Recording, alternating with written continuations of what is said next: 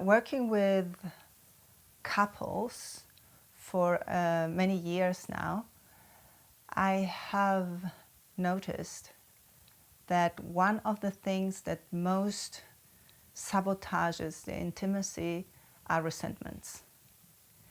And resentments are like a slow and potent poison that is coming into the relationship, and when they are online, then you cannot see your partner because you relate with the resentment about your partner. And this is so huge that it is definitely necessary to go into resentments clearing and also understanding how resentment are built actually. So I want to show or to go through a little exploration about it.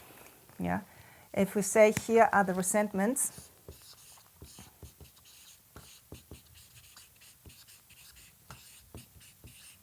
and this is the way how you feel resentment.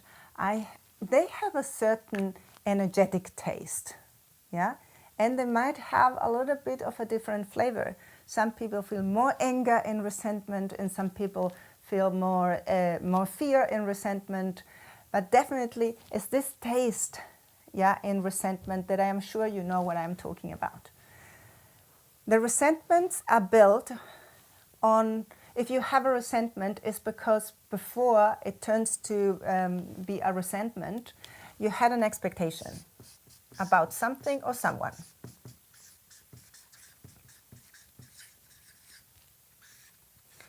When the expectation doesn't get fulfilled, you get a resentment. Maybe not the first time, not the second time, but if the expectation regularly doesn't get fulfilled, you will get a resentment about it if you are not aware of this mechanism. If the expectation gets fulfilled, you are happy, and maybe you don't even know that you have an expectation. And to get an expectation,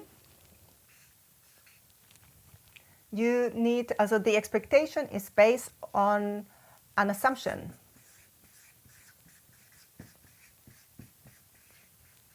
And the assumption is based on a story.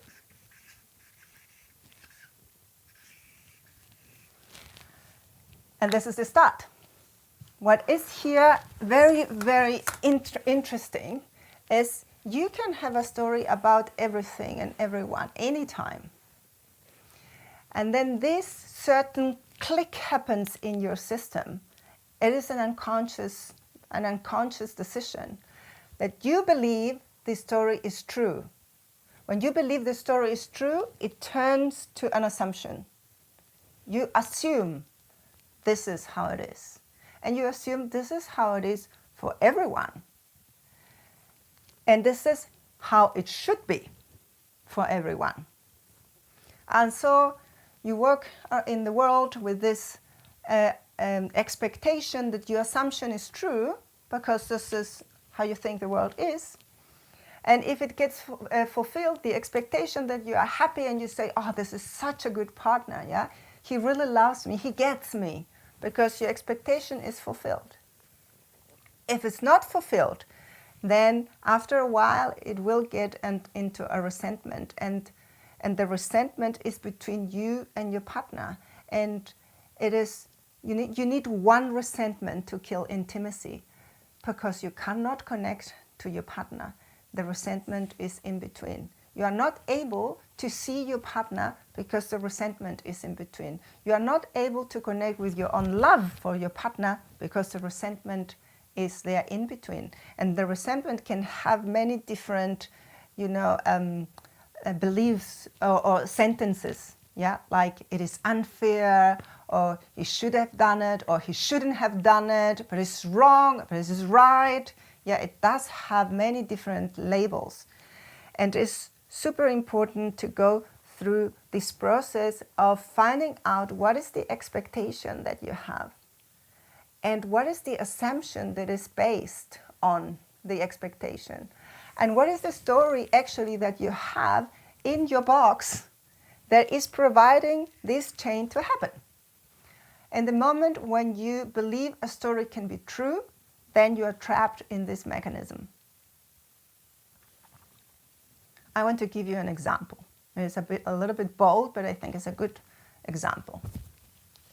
I had the story, all men, all fathers love the children in the way how I thought love is expressed.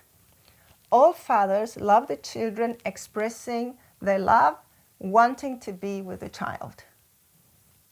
My assumption is I believe this is true. This is how dads are. If you are a dad, of course you want to spend time with your child. Of course you love your child over everything. And I catch myself in expecting this from the father of my children.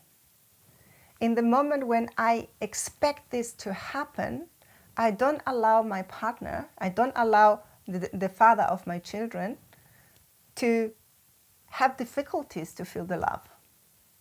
I don't include the possibility to have a challenge. I don't include the possibility that he might not feel the love how I think it should be. He might feel the love and express the love in a different way. And so I get a huge resentment towards him because he wasn't in the way how I wanted him to be. Like more or less when you have a resentment, you want your partner to be like you.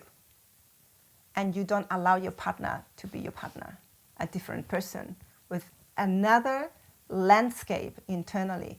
You are not curious. As soon as you have a resentment, you cannot be curious about who is your partner. And this is an intimacy killer.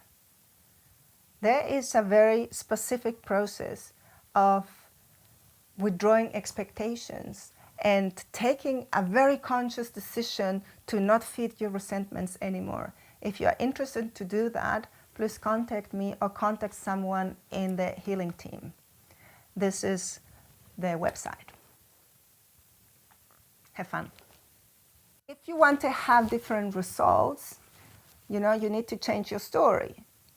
And already acknowledging that you have a story and that the story is not true because it's a story, then you have the access to actually remove your expectation.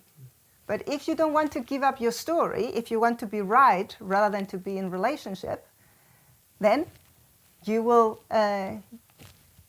create a life of expectations. And when I withdrew the expectation about the father should express the love and in the way how I think it should be done, I found that so unfair. It was so unfair for me. Yeah. So this part of me, they did not want to give up and wanted to be right about it. And so many people around me had this confirmation and give me, yeah, this is right. Yeah. But in the moment when I allow my partner to be the father that he is, and have the challenges that he has, I can be so much more supportive and I can create so much more different spaces than resenting him for being who he is. So it's definitely worthwhile to go through the process backwards to find the answer to the question, which story do you believe is true? And which part of you is feeding on that and is wanting to keep feeding on that rather than to be in relationship with your partner?